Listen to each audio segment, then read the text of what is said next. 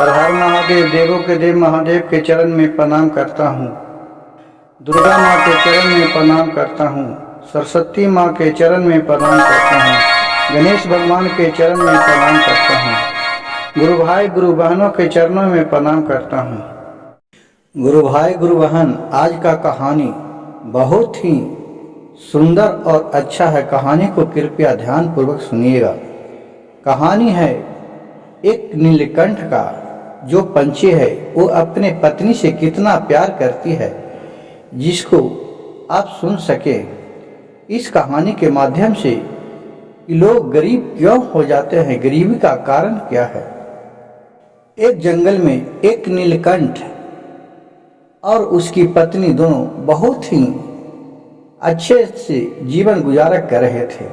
दोनों में इतना प्यार था कि जिसका अनदेखा कर ही नहीं सकते।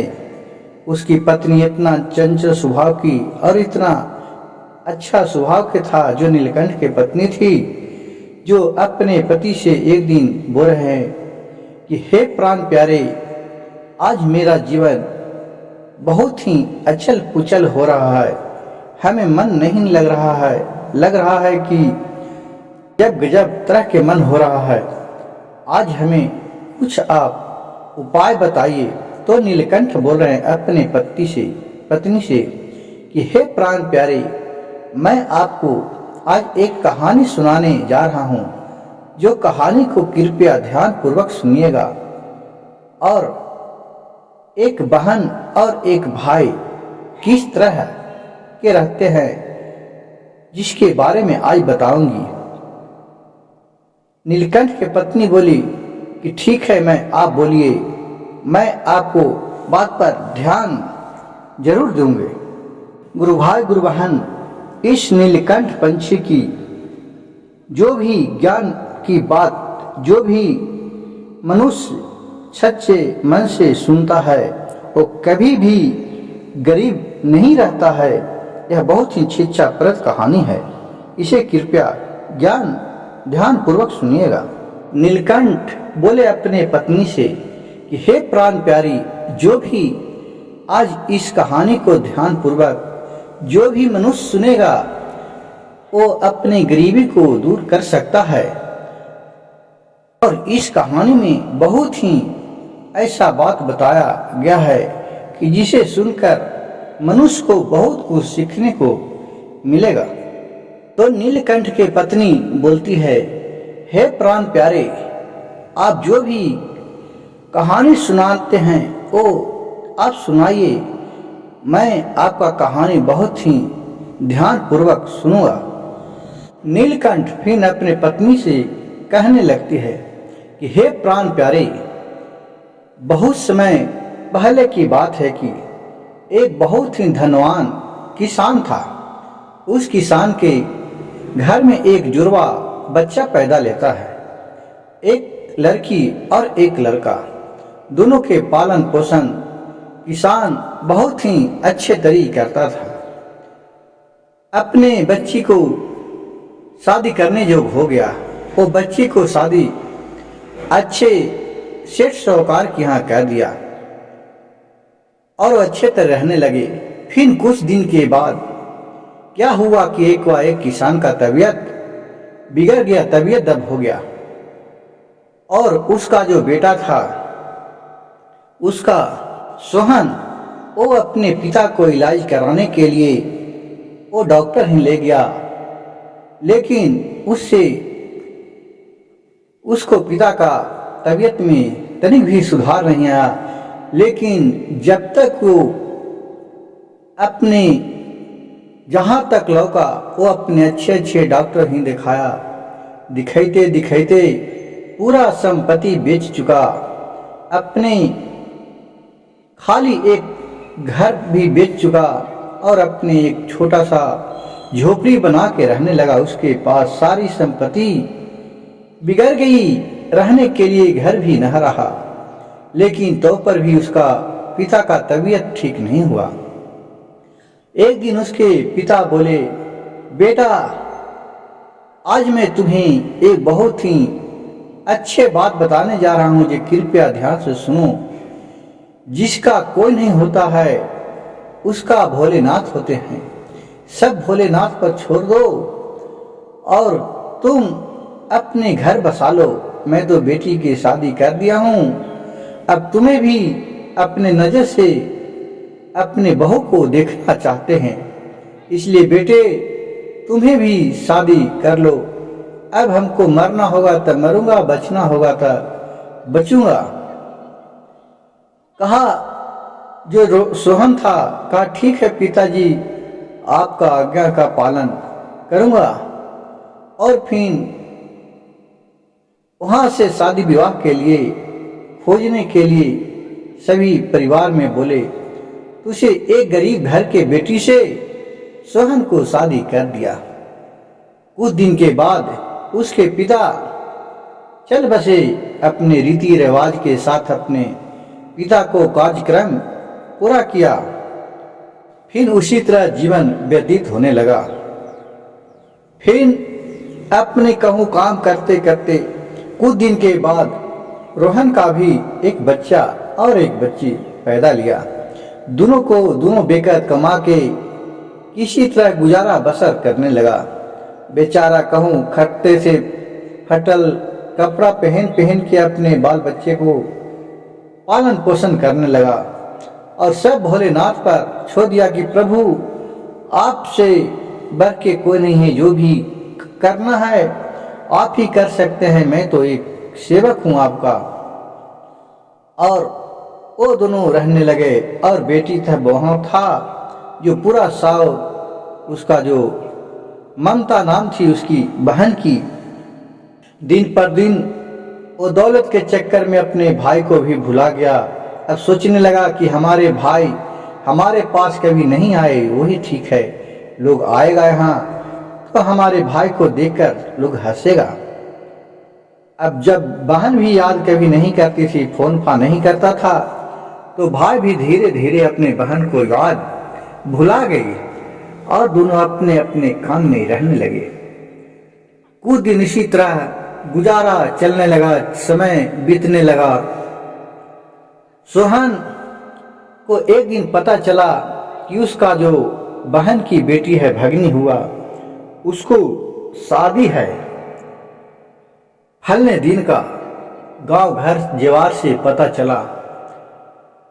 वो अपने पत्नी से बोली कि हे जी, हमारे बहन की बेटी की शादी है, हम लोग चलते हैं, कम से कम भगनी को तो देख लेंगे।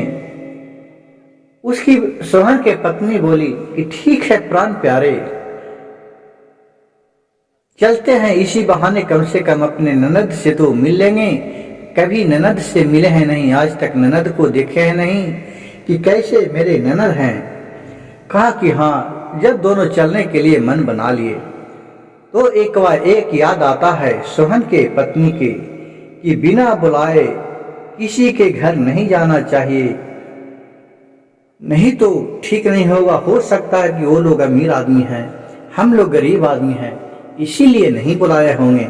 सोहन बोला, नहीं प्राण प्यारी, ऐसे बात नहीं करो, वो हम लोग का लग रहा है कि याद भुला गए हैं, इतना वो काम में व्यस्त होंगे, इसलिए हम लोग चलते हैं। उसका औरत बोले सोहन के कि देखिए, जाना है तो आप जाइए, लेकिन हम नहीं जाएंगे। हम हो सकता है कि जाएं, हम लोग के नहीं पूछे, दुर्व्यवहार करे तो क्या करूंगी। कहा कि ठीक है, हम जाते हैं, तुम लोग रहो और बच्चे को भी अच्छे तरी रखना। कहा कि ठीक है। वो अपने कुछ गांव घर से रुपया पैसा उधार लाए और अपने भगनी के लिए कपड़ा और अपने बहन के लिए लुगा ली और अपने चले गया। जब वहां अपने बहन के घर पे गया, दरवाजे पर खड़ा था, तो उसकी बहन के जेठानी ने देखा कि उसका भाई आया हुआ है, तो जाके ममता के बोली कि ये ममता, तुम्हारे भाई आया हुआ है, देखो दरवाजे पर खड़ा है। गया, निकल के तो देख रहा है कि उसका भाई है, फटा पूरा कपड़ा पहन के और यहाँ आया है।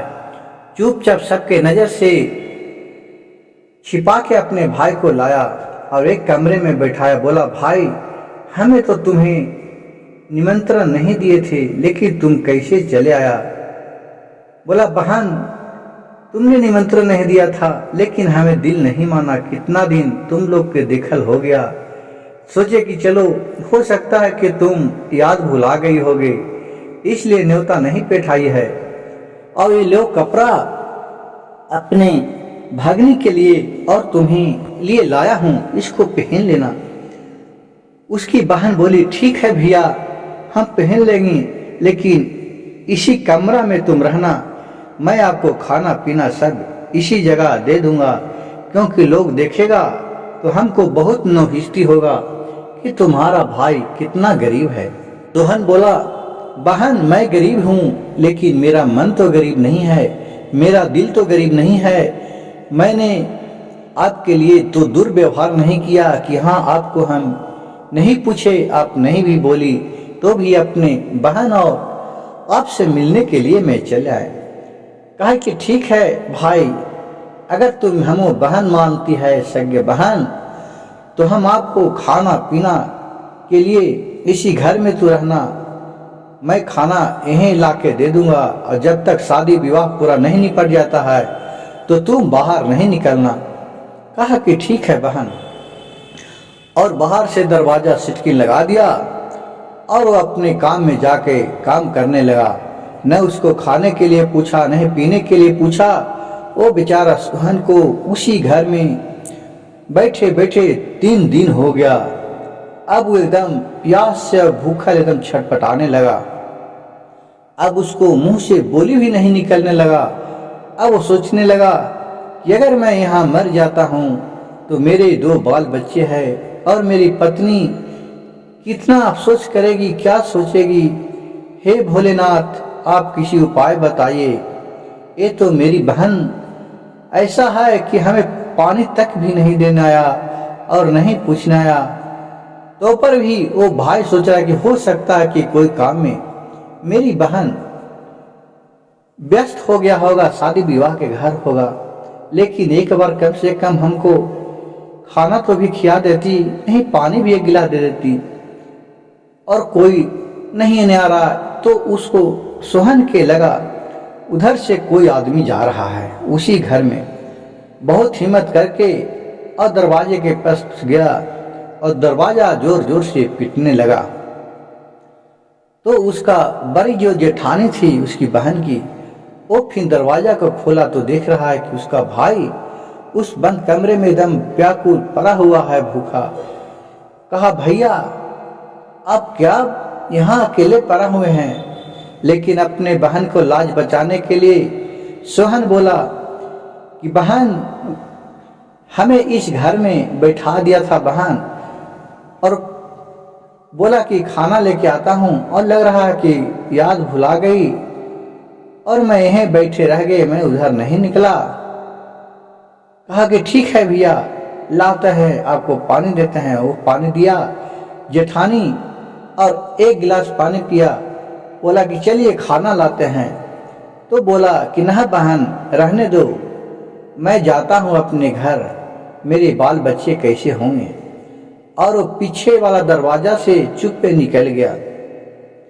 निकल के आधा रास्ता में आया तो उसको भूखा एकदम अब लग रहा कि जान नहीं बचेगा, एकदम बेहोश होके गिरने वाला था कि वह बूढ़ा के रूप में भोलेनाथ प्रकट होकर उसे अपनी गोद में उठा लिए और फिर वहां से ले जाकर आगे एक पेड़ के नीचे भोलेनाथ उसके शरीर पर हाथ फेरे तो उसका बेहोशी टूटा। फिर वो पानी पियाए 1 गिलास में, जिससे वो पानी पी के बोला कि बाबा, आप पे हाँ, हमें आप ये कैसे ममता दिखाए, आप हम पे इतना दृष्टि बैठाए। बाबा बोले, बच्चा, तुम कहाँ से आए हुए? तुम तो बेहोश गिरा हुआ था, मैंने तुम्हें देखा तो लाके यहाँ बिठाया हूँ और खाना पानी पियाया हूँ। तुम अपने सारी कहानी कहो। भोलेनाथ के आगे सारी कहानी कह के सोहन था जो बता दिया। फिर भोलेनाथ के बाद बोले बच्चा देखो ये मेरा बगीचा है, इसमें से जाओ अपने फल तोड़ के भर पेट खाना खा लो और कुछ फल तोड़ के अपने लो ये झोला और अपने झोला में पूरा भर लो और लेते जाओ अपने घर। और अपने बीवी को और बाल बच्चे जब पूछेगा या फुआ ही से आए हैं तो क्या क्या चिल्लाए हैं, तो बता देना कि लोग फुआ ये चीज दिया है। कहा बाबा मैं झूठ कैसे बोलूँगा। कहा भोलेनाथ बोले बच्चे झूठ बोलना पाप है, लेकिन जिसके आगे दूसरे के अतीत छिपा हो, आप अपने बहन को कैसे बुराई कर सकते हो। आप तो इतना करने पर भी बहन को बुराई कर रही है, जिसे उन लोग कहेंगे आपको पिता बच्चे और पत्नी कि आपको माना किए थे ना कि हुआ नहीं जाइए, लेकिन आप गए। फल उल देंगे तो आपको बहन ये बुराई ही होगा, शिकायत नहीं होगा। वो कहें कि चलो कम से कम इतना तो मेरे फुआ और मेरी ननद मांगनी कि हमारे लिए फल भेजिए। कहा हाँ बाबा आप तो भी ये सुझाव ठीक ही दे रहे हैं। पूरा फल को आम अमरूद केला पपीता जो भी था हरा हुआ पूरा झोला भर लिया। अनार बेदाना सेव हर तरह का बगीचा में फल लटका हुआ था और लेके अपने घर को चला गया। वहां जब गया तो देख पत्नी को दिया, देखे आ गए सोहन जी आ गए। तो बाल बच्चे बोलने लगे कि हाँ फुआ क्या दिए है, फुआ क्या दिया है। वो भी बोलने लगे ननद क्या दिलथन है, ननद क्या दिलथन है। झोला ले जाके सोहन अपने पत्नी को थमा दिया हाथ में, कहा कि लो ये सब मेरी बहन दिया है, और घर से चुपचाप बाहर निकल गया। वो सोचने लगा कि अगर बताएंगे कि फल फूल है तो देख के कहेगा कि बस इतने भर दिए हैं। अब जब वो आम केला काट रहा है, पपीता काट रहा है, अनार काट रहा है, तो कोई में से हीरा निकल रहा है, कोई में से सोना निकल रहा है, कोई में से जेवर निकल रहा है, कोई में से सोना का रुपया निकल रहा है। हर एक तो इसको तो देख के पूरा चंभव हो गया। कहा मेरी ननद तो कितना मानती है कि फल के अंदर सब सोना चांदी हीरा जेवर जेवरात दिए है, ये तो बहुत कीमती है। वो अपने पति को बुलाने के लिए गए। बोले कि यही जी चलिए घर में जो आपको बहन क्या दिए हैं। वो सोचने लगे कि अब तो हमको शिकायत करेगी कि खाली फल ही दिए हैं। सोहन बोले कि जाइए ना, हम क्या करें, जाओ जो दिए हैं वो बांट चुट के खा लेना। बोले कि ठीक है खा तो लूंगा, लेकिन एक बार चल के तो अपने नजर से देखिए। बहुत आर्जुमिंदी करने पर सोहन अंदर आया तो देख रहे हैं ये सब किसी में सोना है, चांदी है, हीरा है, बहुत कीमती पूरा झोरा रुपया से भरा हुआ है सोना का।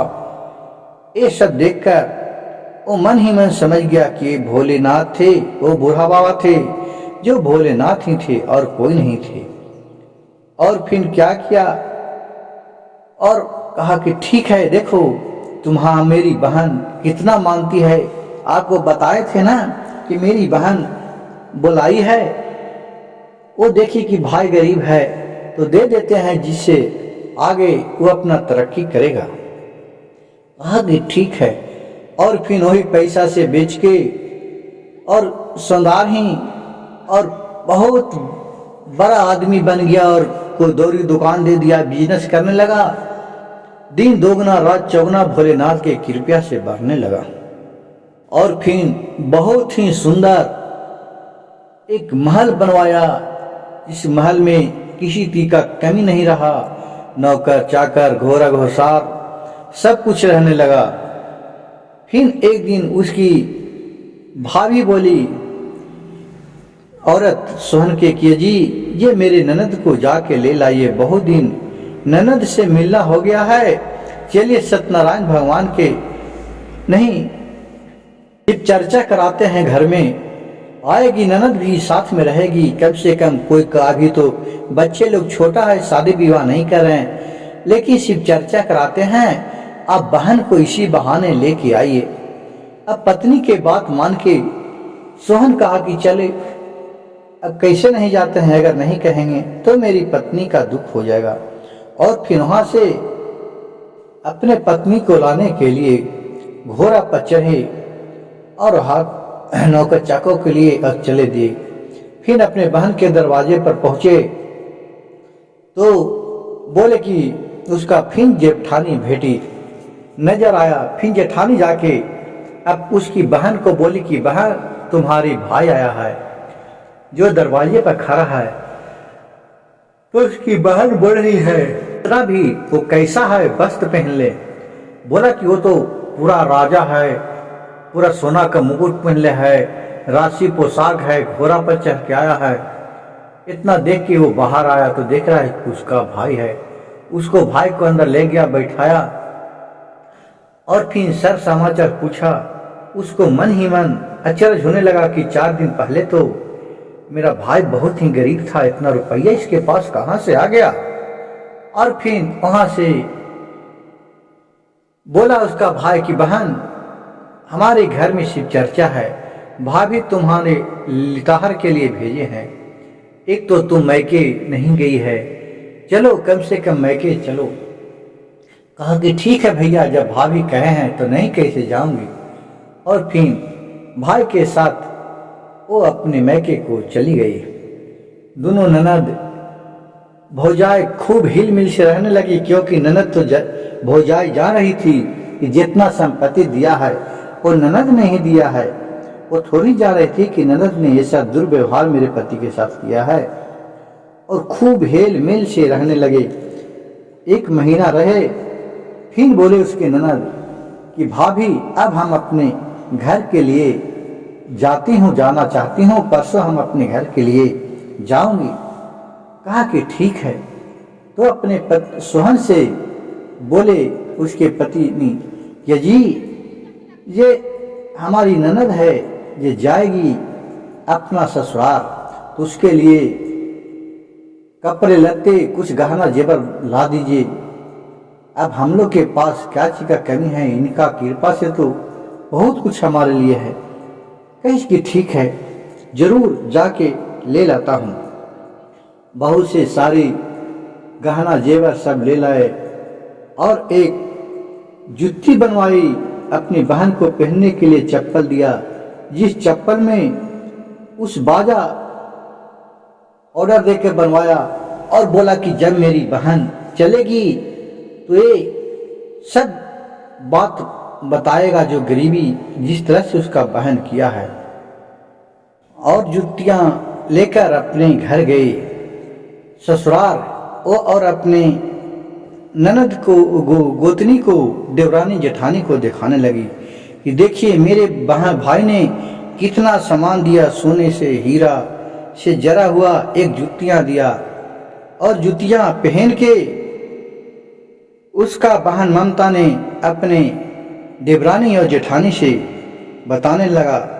जब जुतियां पहन के चलने लगा तो जुतियां बोल रही है, पैसों के बाजार में बदल गई तहजीब, धन दौलत से जुड़ रहे रिश्ते हुआ गरीब।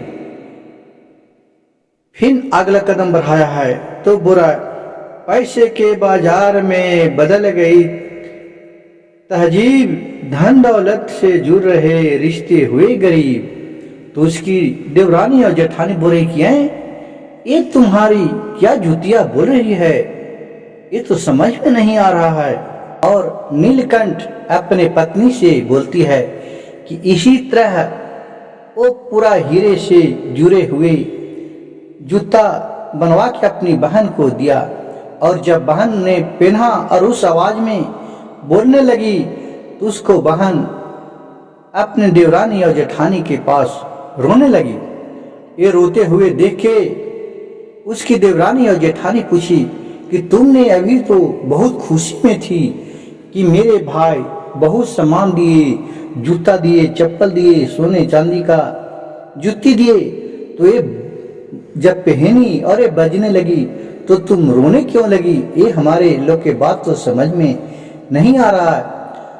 तब उसकी सारी बात अपने भाई से जो कह रहा था वो सारी बात अपने देवरानी और जेठानी से कह के सुनाई कि मैंने अपने दौलत के घमंड में अपने रिश्ते नाते छोड़ दिए, सब कुछ तोड़ दिए थे।